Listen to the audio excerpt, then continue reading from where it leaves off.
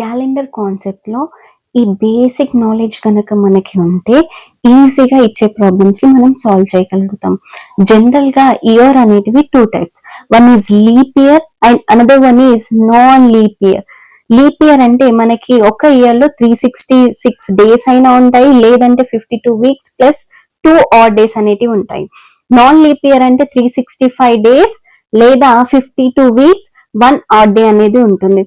Week లో general గా మనకు తెలిసింది వీక్ లో 7 డేస్ అయితే ఉంటాయి, Sunday Monday up to Saturday వరకు. So 1 week is equals to 7 days. ఇప్పుడు మనం ఏదైనా ఒక ఇయర్ ని తీసుకుందాము, 2012. ఇది leap year and non leap year అనేది ఎలా చెక్ చేయాలి అని అంటే, ఇచ్చిన ఇయర్ అనేది 4 తోటి డివిజిబుల్ అవుతుందా లేదా అనేది ఫస్ట్ చెక్ చేయాలి. 4 తోటి డివిజిబుల్ అవుతుందా లేదా అనేది చెక్ చేయాలి. సో 2012 అనేది 4 తో డివిజిబుల్ అవుతుందా? అవుతుంది.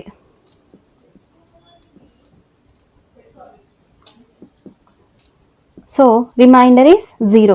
ఎప్పుడైతే మనం ఇయర్ని 4 తో డివైడ్ చేస్తే అది 0 అనేది రిమైండర్ వస్తుందో అంటే భాగించబడుతుందో అప్పుడు ఆ ఇయర్ అనేది, సో 2012 అనేది లీప్ ఇయర్ అనేది అవుతుంది. సో 2013 అనేది ఇయర్ని కన్సిడర్ చేద్దాము. ఇది 4 తోటి డివిజిబుల్ అవుతుందా? అవ్వదు. So it is a non leap year. ఒకవేళ 2100 ఉందనుకోండి, లాస్ట్ కి 2 డిజిట్స్ ఉంటే ఇలాంటి ఇయర్స్ ని మనము సెంచరీ ఇయర్స్ అని చెప్పి అంటాం. సో సెంచరీ ఇయర్ వచ్చినప్పుడు మనం 4 తోటి డివైడ్ చేయడం కాదు, 400 తోటి డివైడ్ చేయాలి. సెంచరీ ఇయర్ వస్తే దేంతో డివైడ్ చేయాలి? 400 తోటి డివైడ్ చేయాలి. సో 400 తోటి డివైడ్ చేసినప్పుడు రిమైండర్ 0 వస్తుందా? సో 421, 4 5 20. రిమైండర్ అనేది మనకి 0 వస్తే భాగించబడినట్టు, మీన్స్ డివిజిబుల్ అయినట్టు. సో ఇక్కడ డివిజిబుల్ అవుతుందా? అవ్వట్లేదు. రిమైండర్ అనేది 1 వచ్చింది. So it is not divisible, so that it is non leap year అవుతుంది. ఓకేనా? ఒకవేళ మనం 1600 తీసుకున్నాం అనుకోండి, ఇది 400 తోటి సెంచరీ ఇయర్ అంటే 400 తోటి డివిజిబుల్ అవ్వాలి. సో 16 అనేది 400 తోటి డివిజిబుల్ అవుతుందా? అవుతుంది. So it is a leap year. So these are the examples for leap year and non leap year. So ఎగ్జామ్లో ఎలా ఇస్తారు అనే క్వశ్చన్స్ ఇప్పుడు మనం చూద్దాము. క్వశ్చన్ ఇలా ఇచ్చాడు అనుకోండి, which one is non leap year అని అడిగాడు. నాన్ లీప్ ఇయర్ అని అంటే 4 ఆర్ 400తో డివిజిబుల్ అవ్వని ఇయర్ ఏది అని. సో 1700 ఇచ్చారు. So it is a century year. Century year 1700. Century year ఇచ్చాడు అనుకోండి, మనం 400 తోటి డివైడ్ చేయాలి. సో డివిజిబుల్ అవుతుందా? అవ్వట్లేదు. So it is a non leap year. So next check చేయండి, 2012 ఇచ్చాడు. It is not a century year. So 4 తో డివిజిబుల్ అవుతుందా? 2012 4 తో ఆబ్వియస్లీ డివిజిబుల్ అవుతుంది. So it is a leap year. 2004 ఇచ్చాడండి. సో 2004 అనేది చెక్ చేయండి, 4 తో డివిజిబుల్ అవుతుందా? అవుతుంది. 501. సో రిమైండర్ అనేది 0 వస్తుంది కాబట్టి it is a leap year. Again century year ఇచ్చారు. సో సెంచరీ ఇయర్ ఇచ్చినప్పుడు మనం leap year non leap year అనేది దేంతో చెక్ చేస్తాము? సెంచరీ ఇయర్ ఇచ్చినప్పుడు 400 తోటి డివిజిబుల్ అవుతుందా లేదా అనేది చెక్ చేస్తాము. సో 4 4 16, రిమైండర్ ఈ 0, సో డివిజిబుల్ అవుతుంది. So it is a leap year. So ఇచ్చిన దాంట్లో what is our answer? 1700 is a non leap year. So ఇలా 12th March 1945 ఏ డే అవుతుంది అని అడిగాడు అనుకోండి, ఫస్ట్ మనం చేయాల్సిన స్టెప్ ఏంటి అని అంటే ఇయర్ అనేది చెక్ చేయాలి. ఇచ్చిన ఇయర్ 1945 లీప్ ఇయర్ అవుతుందా నాన్ లీప్ ఇయర్ అవుతుందా అనేది చెక్ చేయాలి. So obviously it is a non leap year కాబట్టి ఇప్పుడు నేను చెప్పబోయే ప్యాటర్న్ ని ఫాలో అవ్వాలి. క్వశ్చన్ ఇలా ఇచ్చారనుకోండి, 12th March 1945 ఏ డే అవుతుంది. సో సింపుల్ ట్రిక్ ఏంటి అని అంటే day plus month code plus year code plus last 2 digits of the year and last 2 digits divided by 4 whole divided by 7. ఇక్కడ చూడండి, డే ఫస్ట్ స్టెప్ ఏంటి? డే ఏంటి మనకి ఇచ్చింది? 12. Date nothing about date 12 plus month code March month code ఏంటి 3 plus 1945 year code, next ఏముంది year code 1900 to 1999 year code is 0 plus last 2 digits of the year is 45, so 45 plus last 2 digits divided by 4, 45 divided by 4, 4 11s are 44, remainder is 1, so you can take quotient, it is 11 all divided by 7, so add cheyandi 12 plus 3 15, 15 plus 45 plus 11, total is 77, totally sorry 71 divided by 7, so 71 divided by 7 is, what is a remainder, 1 is a remainder, so 1, so డేలో check చేయండి 1 అనేది ఏ day code అవుతుంది Monday, so our answer is Monday అవుతుంది. ఇక్కడ ఏంటి అని అంటే first year అనేది లీప్ ఇయరా నాన్ లీప్ ఇయరా అనేది చెక్ చేసుకోండి. This is non leap year, so అందుకని ఈ ప్రాసెస్లో చేసాము.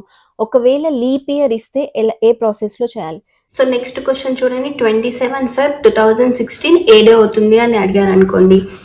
ఫస్ట్ స్టెప్ ఏంటి, ఇచ్చిన year leap year non leap year check చేయాలి. 2016 అనేది obviously it is a leap year, so ఇక్కడ చూడండి లీప్ ఇయర్ ఇచ్చి జనవరి లేదంటే ఫిబ్రవరి అనే మంత్ ఇస్తే మాత్రం మనం ఆన్సర్ వచ్చిన తర్వాత రిమైండర్ నుండి -1 చేయాలి పక్క.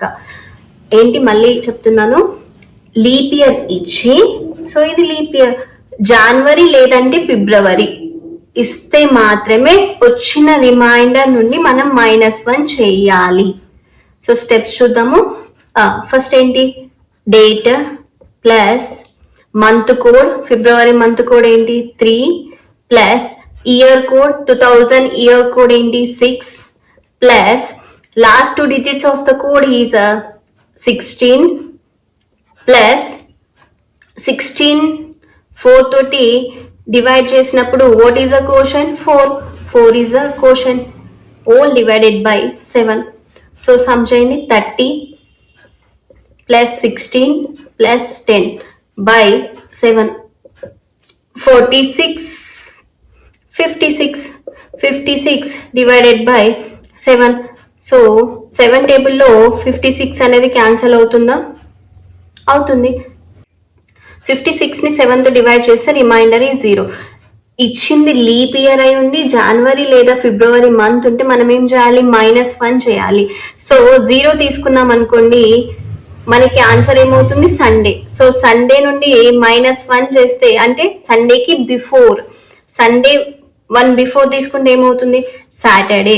సో అవర్ ఆన్సర్ ఈ సాటర్డే. నెక్స్ట్ ఈ టైప్లో క్వశ్చన్ అడిగాడు అనుకోండి, how many leap years between 2000 2020. So first starting year ఏంటి 2000 అన్నాడు కాబట్టి 2000ని 4తో డివైడ్ చేయాలి, సో 500. సో ఇక్కడ మనం కోషన్ని కన్సిడర్ చేస్తాము, ఎంత వచ్చింది 500. అలాగే 2020ని 4తో డివైడ్ చేయాలి, 5 is 20 again, so remainder is 0. So what is the quotient, 505. what is the difference between them, quotient ని డిఫరెన్స్ చేయాలి. quotients ఏవైతే వస్తాయో వాటి రెండింటిని మైనస్ చేయాలి. 505 minus 500, 5 is the answer. So 2000 నుండి 2020 ఈ ఇయర్స్ బిట్వీన్ 5 లీప్ ఇయర్స్ ఉంటాయి. Next model, if today is Monday, after 72 days what day it will be. ఏంటి అని అంటే క్వశ్చన్ 72 days తర్వాత ఏ డే అవుతుంది అని చెప్పేసి అడిగారు. ఇలా ఏదైనా క్వశ్చన్ ఇచ్చినప్పుడు డైరెక్ట్ ఎన్ని డేస్ తర్వాత అని ఇచ్చాడో అది కన్సిడర్ చేయండి. 72 days, మనకి వీక్ లో 7 days ఉంటాయి కాబట్టి 7 తోటి డివైడ్ చేయాలి. So what is the remainder here, remainder is 2. Given that Monday a day ఇచ్చారు, మండే నుండి రిమైండర్ ఎంత వచ్చింది 2 కాబట్టి మండే ప్లస్ 2 యాడ్ చేయాలి, Monday Tuesday and Wednesday. Wednesday is your answer. What dates of May 2024 did Monday falls అంటే May 2024లో ఏ date రోజు Monday అనేది అవుతుంది అని చెప్పేసి క్వశ్చన్ ఇలా డిఫరెంట్ టైప్స్లో అడిగాడు అనుకోండి. సో సింపుల్గా ఇక్కడ మనకి ఏదైనా డేట్ ఇచ్చాడా, ఇవ్వలేదు. సో ఇవ్వనప్పుడు ఎలా అంటే 1st May 2024గా మనం అజంప్షన్ చేసుకోవాలి. ఓకేనా. So 1st May 2024. సో ఇలా ఉన్నప్పుడు మనం ప్రీవియస్లో డిస్కస్ చేసిన ఏదైతే మెథడ్ ఉందో అదే ప్రాసెస్లో దీన్ని కంటిన్యూ చేసేస్తే మనకి ఆన్సర్ అనేది వస్తుంది. సో 1st May 2024ని ఎలా సాల్వ్ చేయాలి? ఫస్ట్ ఏంటి? డేట్ ప్లస్ మంత్ కోడ్ ఏంటి? మే మంత్ కోడ్ ఏంటి? 1 plus year 24 plus year code ఏంటి? 2000 to 2029 6 ప్లస్ 24ని 4తో డివైడ్ చేస్తే కోషెంట్ ఎంత? 6 all డివైడెడ్ బై 7. సో ఇక్కడ టోటల్ సమ్ చేసినప్పుడు ఎంత? 24 plus 6 30 36 37 38. So 38 divided by 7. So 7 తోటి 38ని డివైడ్ చేస్తే 7 5 35. What is a remainder? Remainder is 3. 3 అన్నాడు అనుకోండి. 3 కోడ్ దేనికి ఉంది? డేలో వెన్స్డే. సో 3 కోడ్ అనేది వెన్స్డే. మేలో 1st May అనేది మనకి ఏ డే అవుతుంది? వెన్స్డే అవుతుంది. సో మనకేమన్నాడు? మండే మేలో ఏ డేట్ రోజు అవుతుంది అని చెప్పేసి అడిగాడు. సో May 1st, సెకండ్ రోజు ఏంటి? థర్స్డే, థర్డ్ రోజు ఏంటి? Friday, 4th Saturday, 5th Sunday, 6th రోజు ఏమవుతుంది? Monday.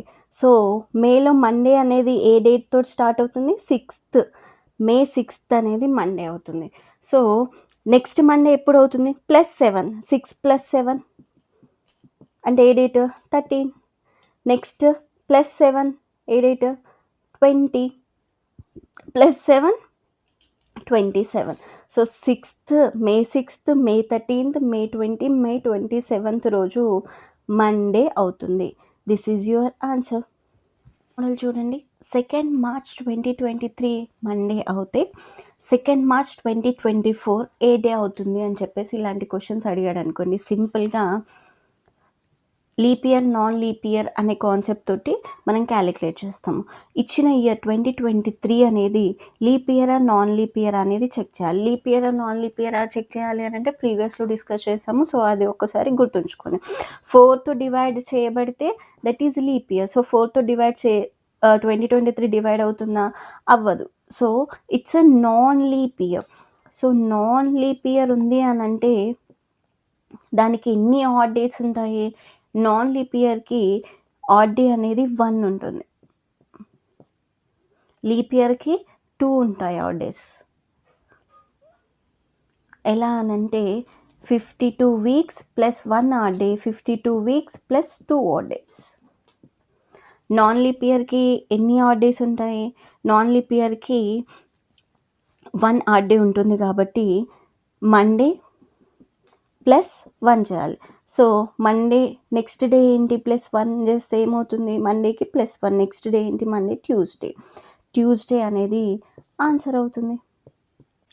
Next model leap year ఇస్తే సో 2024 అనేది లీప్ ఇయర్ అవుతుంది. 4తో డివైడ్ చేయబడుతుంది.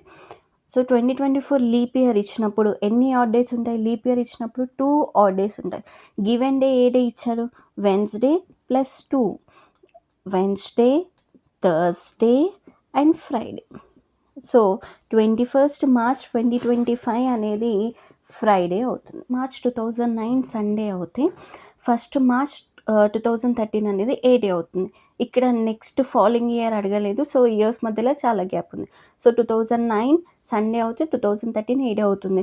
9 తర్వాత నెక్స్ట్ ఇయర్ 2010, 2011, 2012 మనము 2013 ఏ డే అవుతుంది అనేది ఫైండ్ అవుట్ చేయాలి. సో ఇక్కడ 2010 అనేది 4తో లీప్ ఇయరా నాన్ లీప్ ఇయరా అనేది చెక్ చేయాలి. ఫస్ట్ 2010 లీప్ ఇయరా నాన్ లీప్ ఇయరా? Non leap year. అంటే ఎన్ని ఆడ్ డేట్స్ ఉంటాయి? 1 ఆడ్ డే ఉంటుంది. 2011 అనేది లీప్ ఇయరా నాన్ లీప్ ఇయరా? Non leap year. Means 1 add day ఉంటుంది. 2012 లీప్ ఇయర్ 2 ఆడ్ డేస్ ఉంటాయి. 2013 non leap year 1 add day ఉంటుంది. టోటల్ ఎన్ని days? 5 days.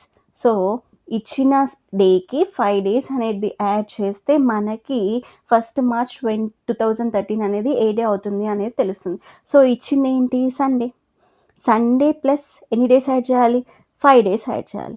5 days Monday, Tuesday, Wednesday, Thursday, Friday.